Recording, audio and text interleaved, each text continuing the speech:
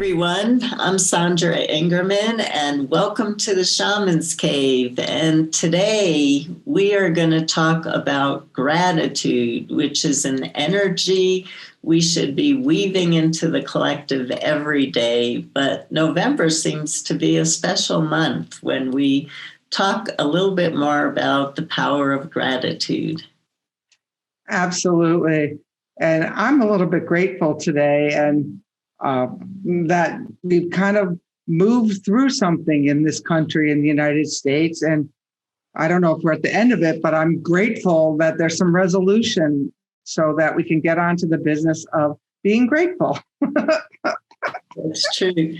You know, as a side note, I had a really strange download yesterday. Really strange download yesterday. That all the division that's been created in the world through, out the years and everything that's been going on is actually a positive thing. That we got a little too global. We tried to unify everybody, the internet, the one web.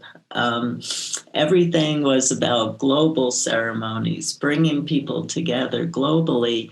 But what we were doing in a lot of ways, and this is something I'm just starting to think about, what we were doing in a lot of ways was we're trying to put all these cultures together that actually do have a lot of different beliefs and a lot of different ways that they live their lives.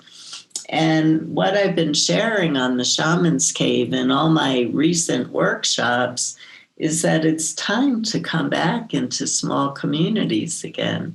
Mm. And so I wonder if the division that got created from so much of the strife going on between the COVID and the fires and the president election, but other elections in other countries, was to bring people back into their local communities again, more into a tribal, not going back to the old tribal way of living, but a tribal consciousness where you care and you help and you take care of the people and the nature beings where you live, instead of trying to take care of the whole entire planet.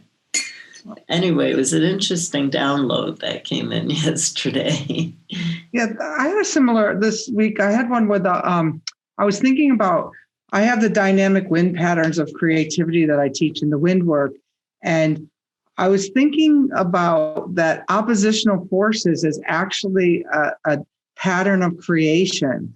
And so there's a story of a Maori story where Rangi and Papa, they were so in love. They were so like what you're just talking about, that global, like trying to bring everything in, that there was no wind, there was no room for any other life forms to be had. And so it created dissension it created dissension. And what ended up happening was Taira Matea, the wind god, had to come in and be a force to separate Rangi and Papa from each other so that there could be a spaciousness again. So, like what you said, that if we collapsed ourselves into like this one community when we really aren't, then there could be, we need that wind space. And, that just absolutely makes sense, because in as we developed as human beings, tribes were based on your language. They were like people who speak the same language. And so people who speak the same language, they could tend to have more commonalities than we're trying to, get everyone from every which place. Like I get that a lot, like, oh, which solstice are you celebrating? Well, I'm in the north, so I'm celebrating the north solstice. Well, how do I read your book? Do I flip it upside down on its head? And I'm thinking like, well, I don't know. Maybe you have to, but I wrote it from the northern hemisphere's perspective, not the southern hemisphere. And it's like we try to, like, I want to be all things to all those people. It's like, well, I can't be. No. And that's the point, is we're trying to be everything to everyone. And I think before we start looking at the big picture and healing the planet, we now need to go back and heal our local communities again, because there's been a lot of division in our local communities, but our local communities are also our strength.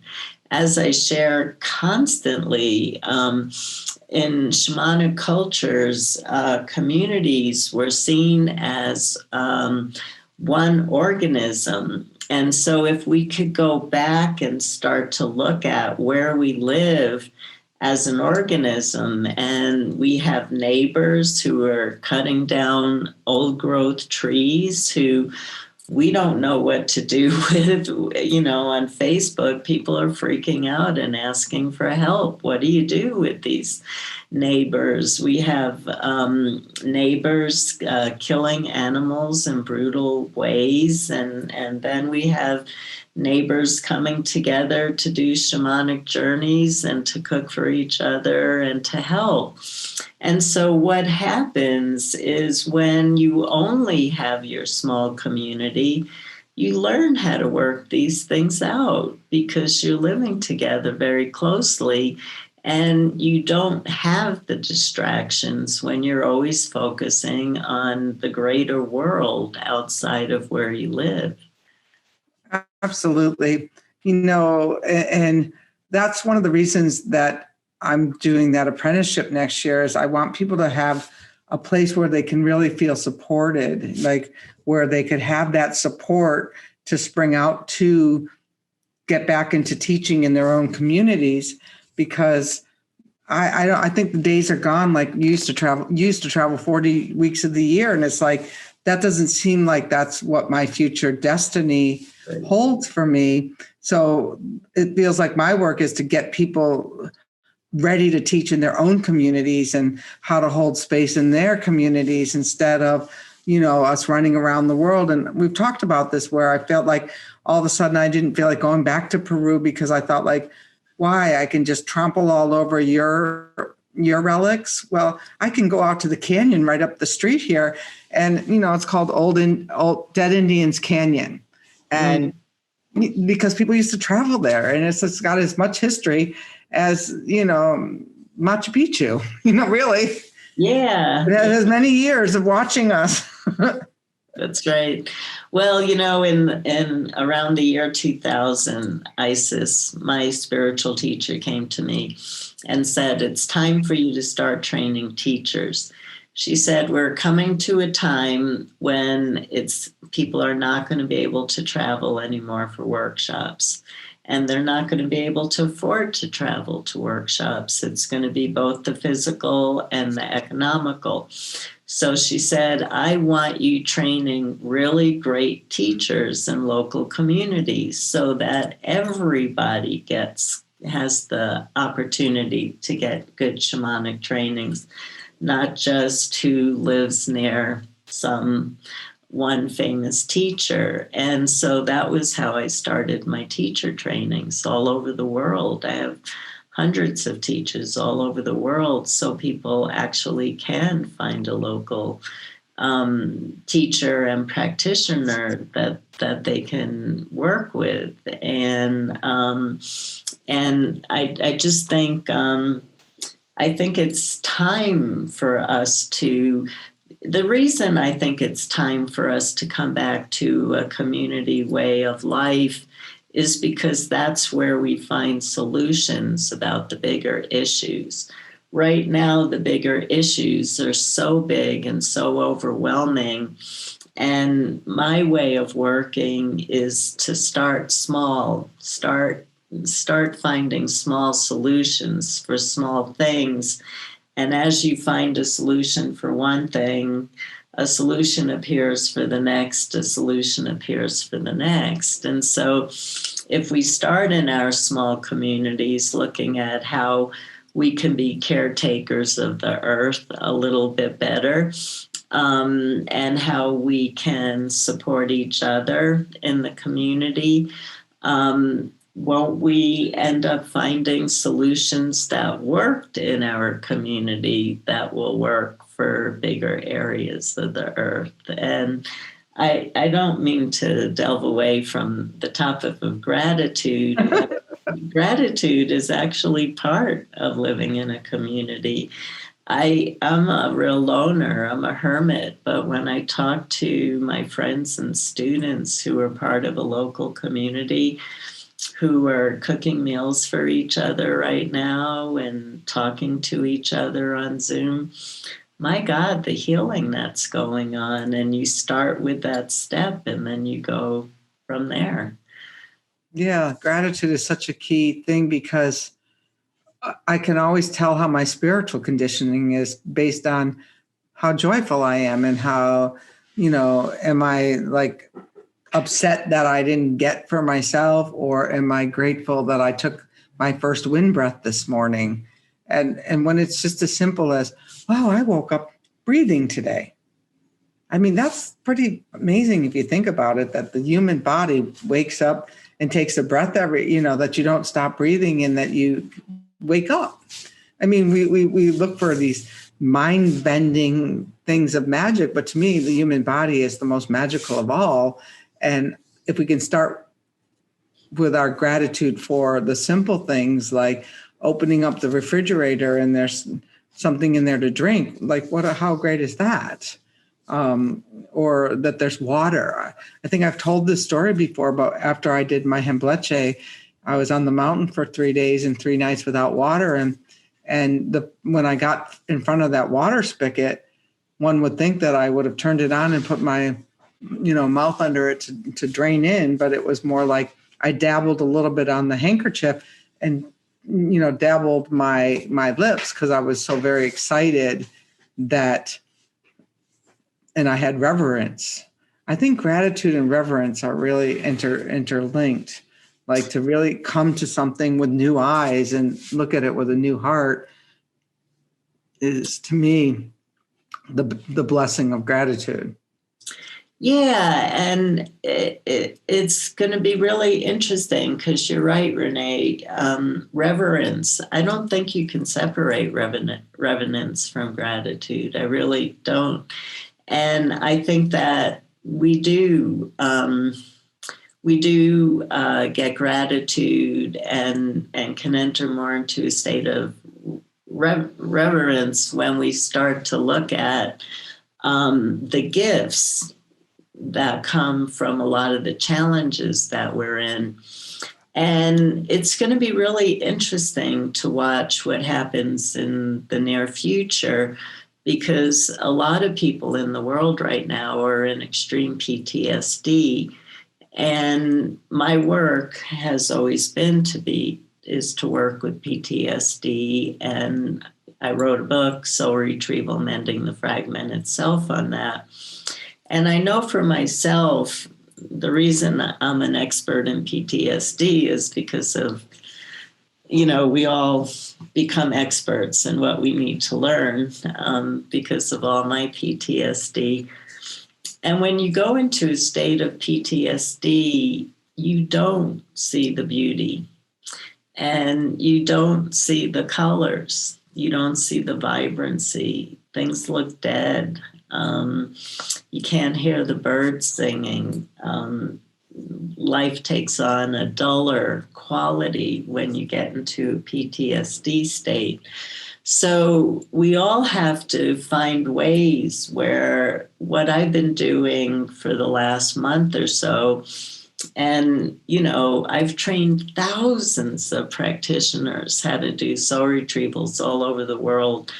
But I'm being called to really focus on doing my own soul retrieval and slowly calling back in those parts of myself that dissociated through 9 years of severe trauma and trying to get back.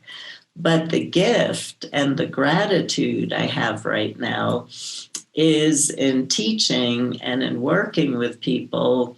I could see how PTSD takes away your gratitude and takes away your ability to be in a state of reverence because you actually can't perceive the vibrancy of life. Everything gets kind of dull. And you hear that from people with PTSD. Yeah, that's an interesting thought, that life gets dull and flat. You look at your paint palette. I was thinking, there was the election recently, and I went outside and I hung up my American flag. And it wasn't so much for me as to who won, but I was grateful that I was an American where we could have an election, where a vote still counted for something.